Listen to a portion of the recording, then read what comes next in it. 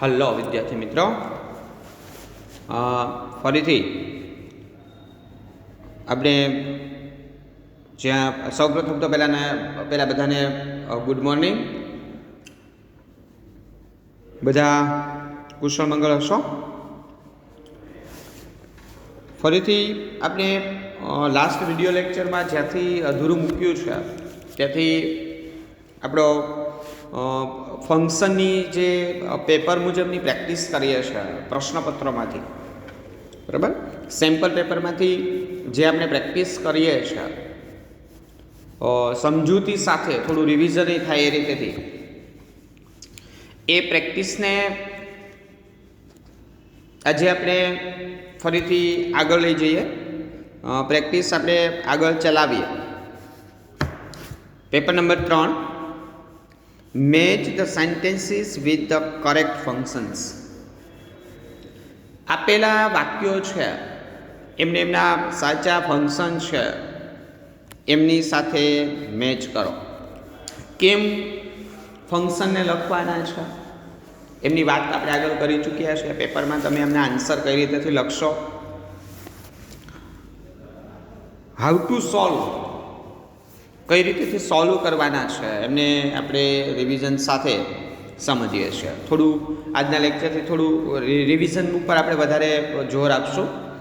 પરીક્ષા આપણી નજીક છે એટલે પહેલાં આપણે બી પાર્ટને સમજી લઈએ, એમનું થોડું રિવિઝન કરી લઈએ ફંક્શનનું જેટલા આપ્યા છે એનું, બરાબર. આપણે બીમાં 4 ફંક્શનના નામ આપ્યા છે: enquiries nature, specifying time, point of time, duration of time. એટલે પહેલાં ફંક્શનને જોઈ લઈએ. ઇન્ક્વાયરીઝ નેચરમાં પ્રશ્નાર્થ વાક્ય હોય. બીજું, સ્પેસિફાઈંગ ટાઈમમાં ચોક્કસ સમય દર્શાવવાનો હોય, પ્રેપોઝિશનનો ઉપયોગ કરીને, સમયદર્શક પ્રેપોઝિશનનો ઉપયોગ કરી અને એક ચોક્કસ સમય વાક્યમાં આપણે દર્શાવવાનો હોય. પોઈન્ટ ઓફ ટાઈમમાં સિન્સનો ઉપયોગ કરીને ચોક્કસ સમય દર્શાવવાનો હોય અને ડ્યુરેશન ઓફ ટાઈમમાં ફોરનો ઉપયોગ કરી અને ચોક્કસ સમયનો નિર્દેશ કરવાનો હોય, બરાબર. આ 4 ફંક્શન થયા. હવે આપણે મેચ કરીએ ફંક્શનને. પ્રશ્ન નંબર 32, પહેલું વાક્ય: સિન્સ વેન દેવાંગ બીન સ્ટડાઈંગ. દેવાંગ ક્યારથી ભણી રહ્યો છે, અભ્યાસ કરી રહ્યો છે.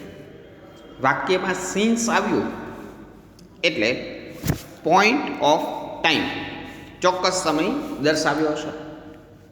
એટલે પહેલા પ્રશ્નનો જવાબ પોઈન્ટ ઓફ ટાઈમ એવો થશે. કેમ લખવાનું છે એમની વાત આપણે આગળ કરી ચૂક્યા છે કે ભાઈ આપેલો પ્રશ્ન છે એમને પેપરમાં આપણે આન્સર સ્વરૂપે લખીએ ત્યારે કઈ રીતે એમનો આન્સર લખવાનો છે. બીજું વાક્ય છે: how long have you bin teaching. તમે ક્યારથી ભણાવી રહ્યા છો, સમયગાળો પૂછ્યો છે ને, હાઉ લોંગ. તો આના આન્સર તરીકે ફોર આવે ને. ફોર અને હાઉ લોંગ આ બે સમયગાળા માટે આવશે. આપણે ફંક્શન ભણ્યા ત્યારે વાત કરી હતી, બરાબર, સિન્સ વેન અને હાઉ લોંગની. ફોર હાઉ લોંગ અથવા તો ખાલી how long. Duration of time આમનો આન્સર. એટલે 32માં પ્રશ્નનો આન્સર છે સી. 33માં પ્રશ્નનો આન્સર આવે ડી, ડ્યુરેશન ઓફ ટાઈમ, બરાબર. કેમ કે એમાં આપણે સમયગાળોની વાત છે, પહેલામાં ચોક્કસ સમયની વાત પૂછવામાં આવી છે. પ્રશ્ન નંબર 34મો પ્રશ્ન: how many children will come for the picnic. The teacher asked. ટીચરે પૂછ્યું કેટલા બાળકો પિકનિકમાં આવશે. પૂછ્યું છે તો પૂછવા માટે ઇન્ક્વાયરી એઝ નેચર અથવા તો સિકિંગ ઇન્ફોર્મેશન. તો પ્રશ્ન નંબર 34 જે આપને આપ્યો છે એમનો આન્સર એ ઇન્ક્વાયરી એઝ નેચર આવશે. પ્રશ્ન નંબર 34નો આન્સર એ ઇન્ક્વાયરી એઝ નેચર. થઈ ગયા 3 પ્રશ્નો સોલ્વ. એટલે તમે જ્યારે પેપરની અંદર આ પ્રશ્નનો સોલ્વ કરો ને ત્યારે પહેલાં બી વિભાગ જોઈ લ્યો, એમના ફંક્શન વાંચી લ્યો અને દરેક ફંક્શનને યાદ કરી લો, પછી વાક્ય વાંચો એટલે સીધું જ તમને ફંક્શન મળી જશે. એમના આન્સર લખવા માટેનું ડાયરેક્ટ એમનું જે ફંક્શન છે એ ફંક્શન આપણે ડાયરેક્ટ મળશે. ક્લિયર છે? પેપરનો બીજો પ્રશ્ન આપણે સોલ્વ કરીએ. Complete the dialogue selecting the correct responses based on the functions given in the bracket. MCQ base પ્રશ્ન છે. પ્રશ્ન number 35. Rahul, how do you make lemon શરબત? શરબત બનાવવાની વાત છે અને લીંબુનું શરબત આપને બનાવવાની પ્રક્રિયા ખબર ન હોય એવું તો બને જ નહીં. વાક્ય પૂર્ણ કરવા માટે પ્રિયા એમનો આન્સર આપશે, પણ પ્રિયા જે કહે ને એ વાક્ય આપણે કઈ રીતે કહેવાનું છે તો કે ભાઈ ડિસ્ક્રાઇબિંગ પ્રોસેસ, પ્રક્રિયા દર્શાવવાની છે. લીંબુનું શરબત કઈ રીતેથી બને,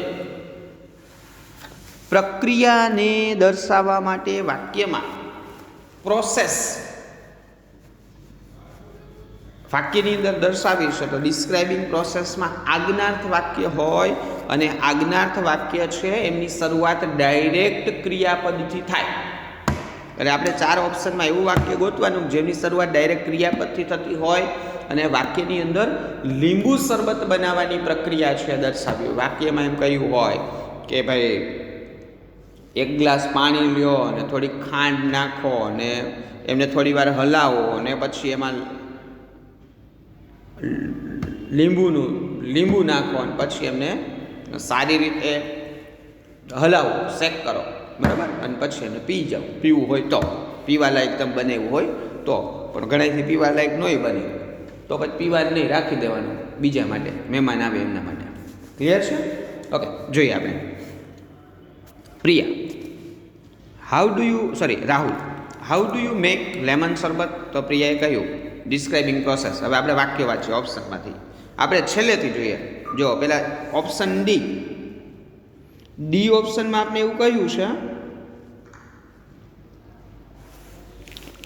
આઈ વિલ મેક લેમન શરબત ફોર યુ. આ વિધાન વાક્ય છે, આપણે તો પ્રોસેસ દર્શાવવાની. આમાં લીંબુ બનાવવાની કોઈ પ્રક્રિયા નથી, નહીં આવે આન્સર તરીકે. C, you should ask mother. આ તો વિધાન વાક્ય છે, ક્રિયાપદથી વાક્યની શરૂઆત થઈ છે. આપણે તો પ્રક્રિયા દર્શાવવાની છે અને પ્રક્રિયા તો ડાયરેક્ટ આજ્ઞાર્થ વાક્ય ક્રિયાપદથી જ ચાલુ થાય. આ ના આવે. વિથ લેમન, લેમનથી બનાવવાનું એવું ડાયરેક્ટ કહી દીધું છે. કન્જક્શનથી વાક્યની શરૂઆત છે, ના આવે. તો હવે આપણે આગળ વધ્યો option A, take a glass of water. Take એટલે આ વાક્યની શરૂઆત ડાયરેક્ટ ક્રિયાપદથી થઈ છે. Take a glass of water, 1 glass પાણી લ્યો. એડ સમ સુગર, એમાં થોડી ખાંડ ઉમેરો. સ્ક્વીઝ અ લેમન, એમાં લીંબુને નીચોવો. And સ્ટાયર it well. સ્ટેર એટલે હલાવવું, ચમચીથી લઈને ગોળ ગોળ ફેરવવું કે હલાવવું, અથવા તો શેક ઇટ વેલ, એમને સારી રીતે મિક્સ કરો. સ્ટેર એટલે બરાબર, એમને સારી રીતેથી મિક્સ કરો.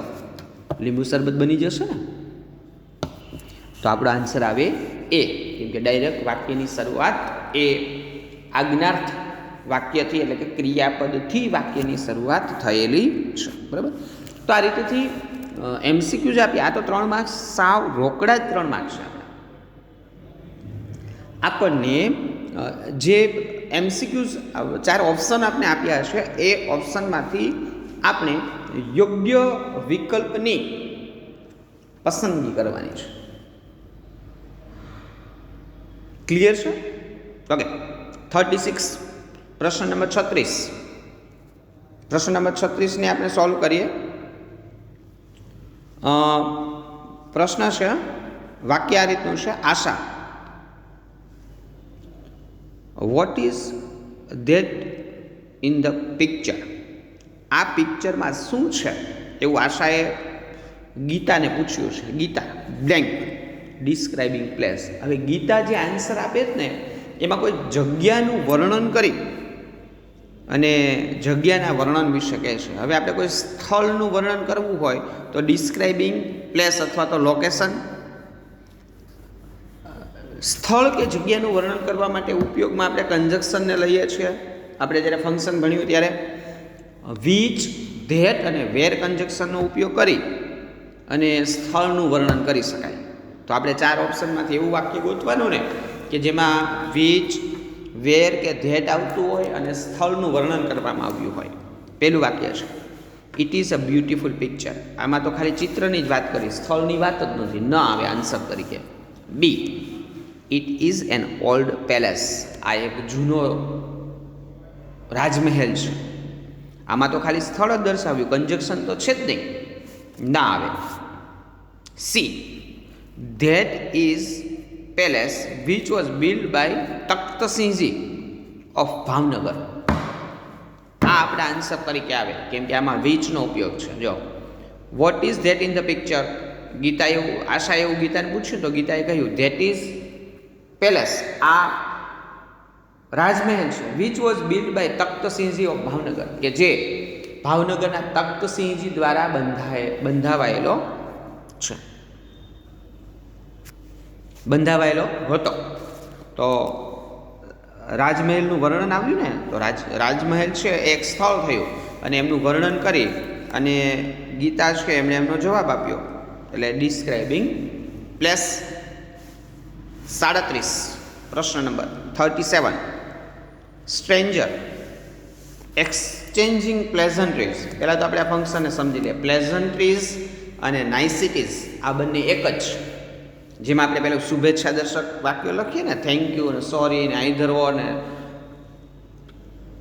ઇનફ ને આ બધા જે વાક્યો આપણે બીજા યુનિટનું ફંક્શન ભણીએ આખું, એ સ્ટ્રેન્જર અજાણી વ્યક્તિએ પછી ડેશ પ્લેઝન્ટ્રીનો ઉપયોગ કરવાનો છે. Shopkeeper yes what can I do for you, હા હું તમારા માટે શું કરી શકું, એવું દુકાનદારે કહ્યું.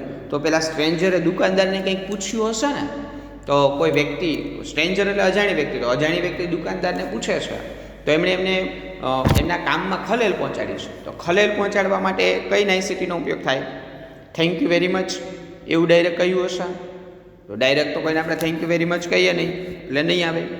Excuse me can you please help me, આ વાક્ય આવશે આન્સર તરીકે. જો પહેલાં તેણે ખલેલ પહોંચાડવા માટે એમણે નાઇસિટીનો ઉપયોગ કર્યો. Excuse me can you please help me, શું તમે મને મદદ કરશો, કરી શકો?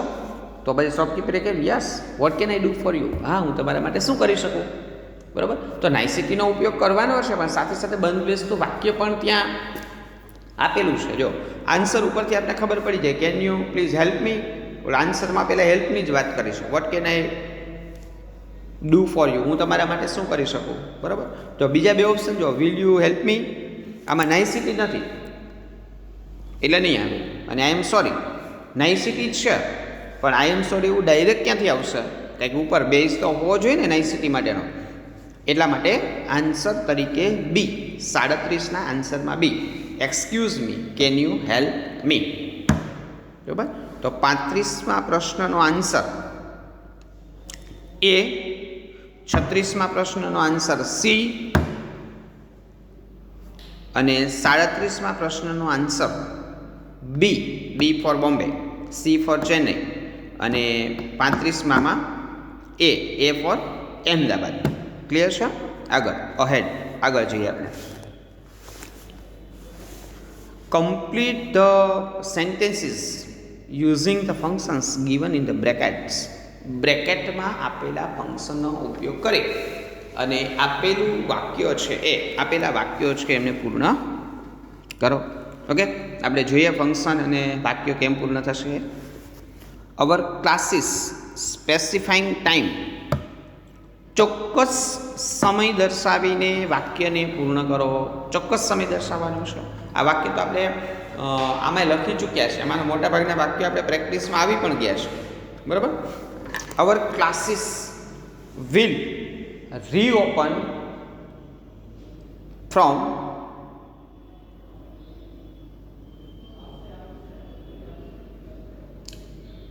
First January.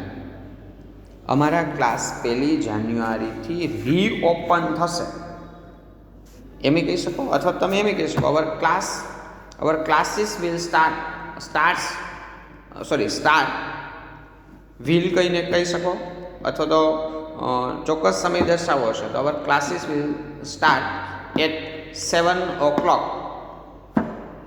Every day. દરરોજ સવારે 7 વાગે ચાલુ થશે. બરાબર, ચોક્કસ સમય દર્શાવીને વાક્યને પૂર્ણ કરી શકાય. અથવા તો અવર ક્લાસીસ બિગિન્સ અથવા તો start in the early morning. વહેલી સવારેથી જ અમારા ક્લાસીસ શરૂ થઈ જાય છે એમ પણ આપણે કહી શકીએ. 39 પ્રશ્ન નંબર 39.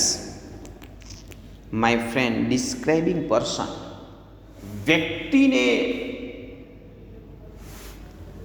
વર્ણવીને આપણે વાક્યને પૂર્ણ કરવાનું છે. હવે આપણે વાક્યની અંદર વ્યક્તિનું વર્ણન કરીએ છીએ તો વ્યક્તિનું વર્ણન કરવા માટે જે આપણે ફંક્શન ભણીએ એમાં કન્જક્શન વુ, વુમ અને વિચ આ કન્જક્શનનો ઉપયોગ કરી અને વાક્ય છે એમને પૂર્ણ કરાય. બરાબર, તો આપણે આન્સર લખીએ માય ફ્રેન્ડ. આપણે હુઝનો ઉપયોગ કરીએ. ચાલો આપણે બધા કન્જક્શનનો ઉપયોગ કરીએ, પહેલાં હુઝનો ઉપયોગ કરીએ.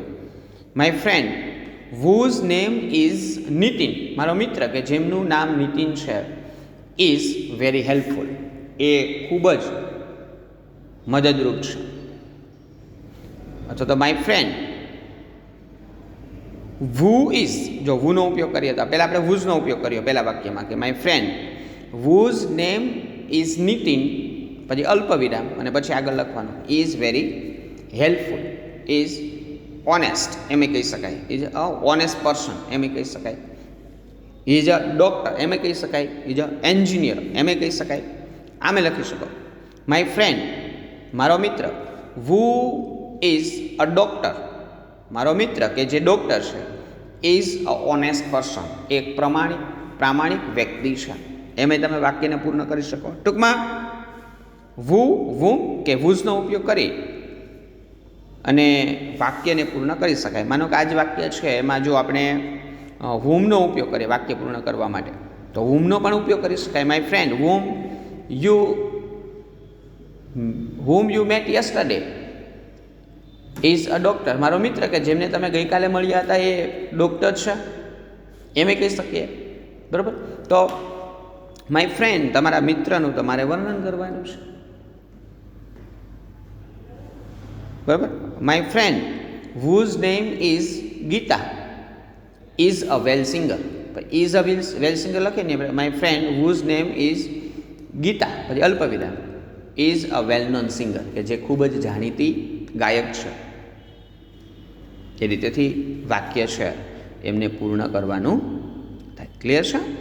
પ્રશ્ન નંબર 39 ડિસ્ક્રાઇબિંગ પર્સન. પછી વાત કરીએ પ્રશ્ન નંબર 40 કિરણ વિલ. આ વાક્ય આપણે આગળ સમજી ચૂક્યા છે. ત્યાં મોહન હતું, અહીંયા કિરણ છે, બાકી વાક્ય એ જ છે, કોઈ ચેન્જીસ નથી. ડિસ્ક્રાઇબિંગ અલ્ટરનેટિવ્સ, વિકલ્પો દર્શાવીને વાક્યને પૂર્ણ કરવાનું છે. તો આપણે એમ જ કહીએ ને Mohan will either go to Rajkot ઓર ગોંડલ. તો આપણે અહીંયા એમ કહી દઈએ કિરણ will either go to Rajkot or Gondal. Kiran will either have T or coffee. બરાબર, અલ્ટરનેટિવ આઈધર ઓર, નાઈધર નોર અને ઓરનો ઉપયોગ કરી અને વાક્ય છે એમને પૂર્ણ કરી શકાય. ક્લિયર છે? તો થયું આ પેપર અહીંયા પૂર્ણ થયું. નેક્સ્ટ ફરીથી આપણે નવું એક પેપર સમજીએ. એમના પ્રશ્નો છે એમને હાઉ ટુ સોલ્વ, એમને કઈ રીતેથી સોલ્વ કરવા એ આપણે સમજીએ.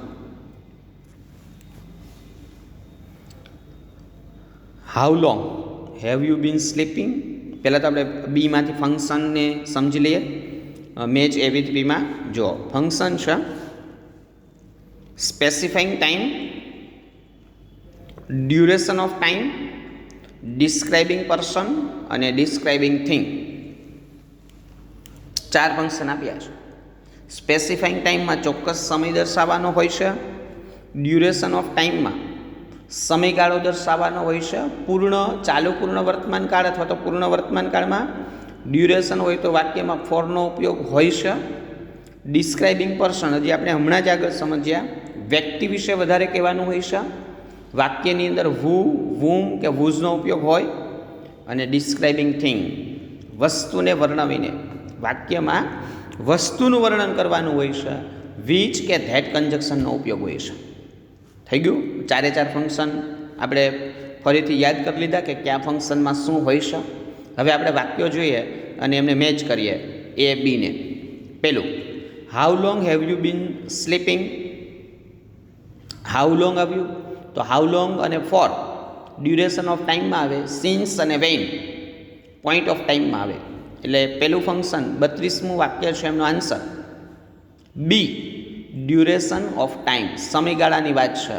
How long have you been sleeping, તમે કેટલું સૂતા છો? તો આપણે એમ કે I have been sleeping for 2 hours, હું 2 કલાકથી સૂતેલો છું. બરાબર? 32, 32મું વાક્ય. The man who is wearing a white shirt is our teacher. એ વ્યક્તિ કે જેમને સફેદ શર્ટ પહેરેલો છે એ અમારા શિક્ષક છે. તો વુનો ઉપયોગ છે, વ્યક્તિને વર્ણવ્યા છે તો ડિસ્ક્રાઇબિંગ પર્સન, એટલે એમનો answer C, describing person. Question number 34. The book which you are reading is written by Munshi. બરાબર? બુક કે જે તમે વાંચી રહ્યા છો એ મુનશી દ્વારા લખાયેલી છે. કનૈયાલાલ મુનશી, ખાલી મુનશી આપ્યું છે. 34. તો વસ્તુ, બુક એ વસ્તુ છે ને એવું વિચનો ઉપયોગ છે તો વસ્તુનું વર્ણન કર્યું છે એટલે ડિસ્ક્રાઇબિંગ થિંગ. વેરી ઇઝી, કેટલું ક્લિયર છે. પહેલાં ફંક્શનને સમજી લ્યો એટલે જે આપણે આન્સર આપ્યા છે વાક્ય વાંચો એટલે ડાયરેક્ટ તમને આન્સર જ મળશે એમનો. બરાબર? તો 3 વાક્યો છે, મને એમ છે ખાલી એમને સોલ્વ કરતાં 3 જ મિનિટ થાય, વધારેમાં વધારે 5 મિનિટ થાય, બીજી લખતા 5 મિનિટ થાય. બરાબર? તો આ 9 માર્ક્સ તો આપણે એવા રોકડા માર્ક્સ છે કે જે વેરી ઇઝી, ખૂબ સરળ રોકડા માર્ક્સ છે એવું આપણે કહી શકીએ. અતિશય સરળ એમ. ચાલો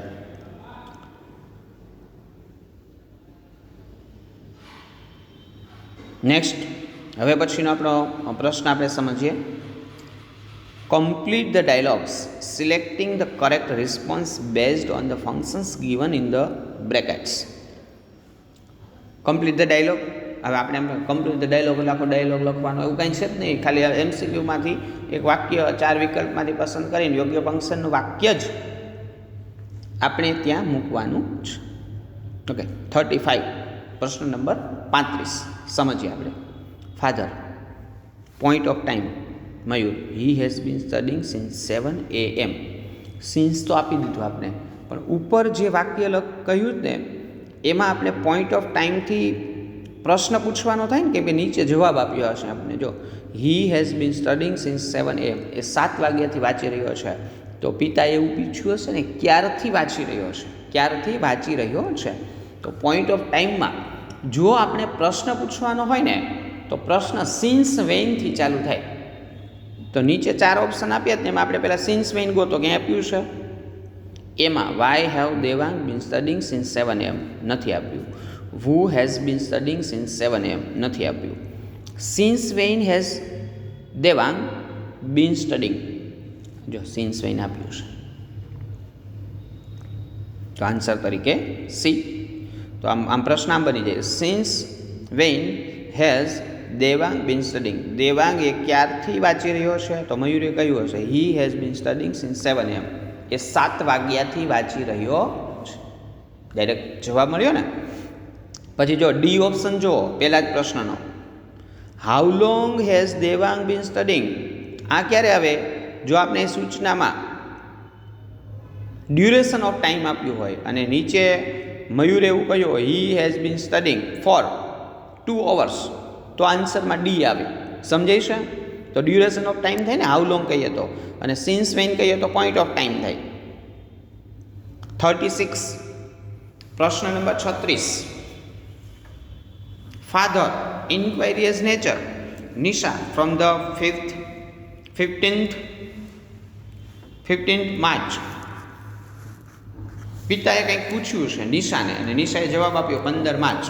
તો પ્રશ્નાર્થ વાક્ય પસંદ કરવાનું, પણ કેવું પ્રશ્નાર્થ વાક્ય કે જે નિશાએ જવાબ આપ્યો ને એમાં બંધ બેસતું હોય. એ કેમ કે inquiry as nature, as nature એટલે સ્વભાવગત પ્રશ્ન પૂછવાનો, જેમાં આપણે એક પ્રશ્ન પૂછીએ છીએ. તો હવે અહીંયા આપણે પ્રશ્ન પૂછીએ તો પહેલાં ઓપ્શન એ જોઈએ, please tell me the time. Inquiry as nature પ્રશ્નાર્થ વાક્ય હોવું જોઈએ. આ વાક્ય તો પ્રશ્નાર્થ જ નથી, એટલે ઓપ્શનમાં નહીં આવે, કાઢી નાખો. બી, વેર આર યુ ગોઈંગ, તું ક્યાં જઈ રહી છે? ક્યાં જઈ રહી છે એવું પૂછ્યું છે. પ્રશ્નાર્થ વાક્ય તો છે, પણ નિશાએ તો સમય કહ્યો છે, તો અહીં તો એમણે સ્થળની વાત કરી છે, એટલે નહીં આવે, કાઢી નાખો.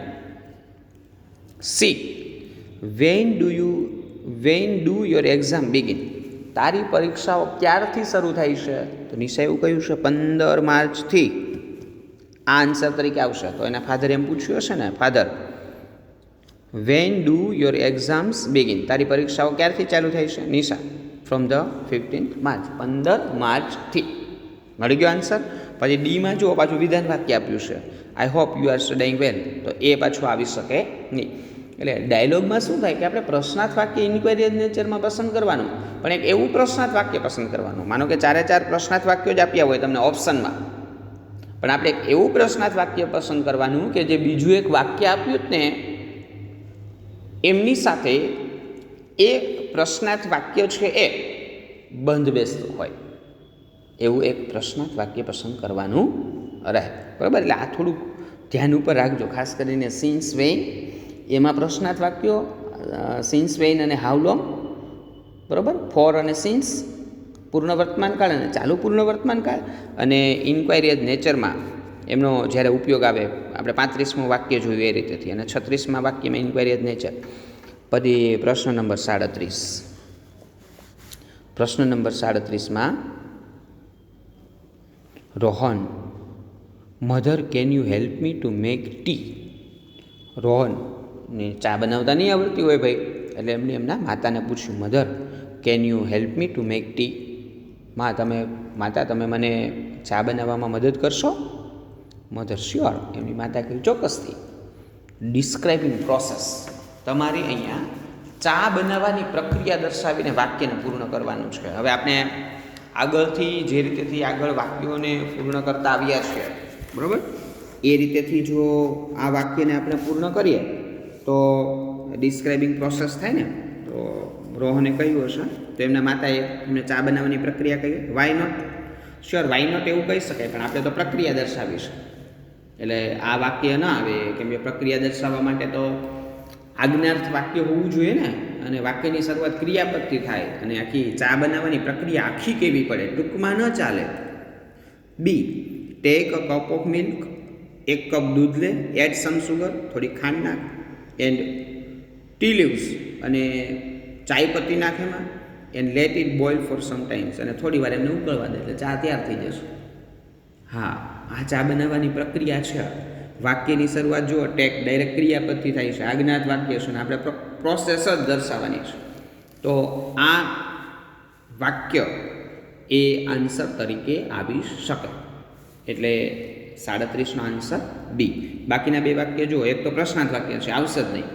When will you make tea, અને બીજું of course I will help you, એને તો મદદ કરીશ, વિધાન વાક્ય છે, નહીં આવે. ક્લિયર છે? તો વિદ્યાર્થી મિત્રો, આ રીતેથી તમારે થોડી જાતે પણ આમની પ્રેક્ટિસ છે એ આપણે કરવી પડશે. થોડી વધારે વાક્યો છે એ તમારે પ્રેક્ટિસમાં લેવા પડશે. સતત આમનું રિવિઝન કરવું પડશે. આપણે જો કે આવી રીતેથી ઘણા બધા પ્રશ્નપત્રો અને ઘણા બધા વાક્યોને સોલ્વ કરવાના છીએ, પણ જરૂરી છે કે તમે લોકો પણ સામે પક્ષે થોડી પ્રેક્ટિસ કરો, થોડું વિચારો, સતત રિવિઝન કરો. વિડીયો લેક્ચરમાં જે ફંક્શન આપણે નથી સમજાણા, ખ્યાલ ઓછો આવ્યો છે, એવા ફંક્શનને ફરીથી રિપીટ સમજો. જો એમાં 2 વખત કે 2-3 વખત વિડીયો લેક્ચર જોયો છતાં પણ હજુ આપને ક્વેરી છે, તો એવી ક્વેરીની નોંધ કરીને રાખો તમારી એક બુકમાં. અને જ્યારે લાઈવ આપણે લેક્ચરમાં થશું, આપણો કોર્સ એન્ડિંગ ઉપર હશે, હજુ આપણો કોર્સ બાકી છે, જ્યારે એ એન્ડિંગ ઉપર આવશે ને આપણે જ્યારે લાઈવ થશું, બરાબર, ત્યારે તમે લોકો એ પ્રશ્નો જે છે તમારા એમને તમે પૂછી શકો. તરત તમારી પાસે બુક હોય એમાંથી ફંક્શન જુઓ, તમારી ક્વેરી જુઓ અને તરત પ્રશ્ન પૂછી લો કે સાહેબ આમનું મને આ નથી સમજાતું, તો લાઈવ લેક્ચરમાં તરત જ એમનું આપણે સોલ્યુશન મળી રહે. બરાબર? તો થોડી વધારે પ્રેક્ટિસ કરજો. હજુ એક પેપર અને આ પેપરના કમ્પ્લીટ ધ સેન્ટેન્સ એમની આપણે થોડી પ્રેક્ટિસ, એમના જવાબો અને પ્રેક્ટિસ જોવાની બાકી છે. પણ આજના વિડીયો લેક્ચરમાં આપણે અહીંયા સુધી રાખીએ છીએ. નેક્સ્ટ વિડીયો લેક્ચરમાં આપણે છેલ્લું આપણું પેપર છે, 5મું પેપર, અને આમના કમ્પ્લીટ ધ સેન્ટેન્સ છે એમની પ્રેક્ટિસ કરશું. બરાબર? આજે આપણે અહીંયા સુધી રાખીએ છીએ. Good bye and have a good day.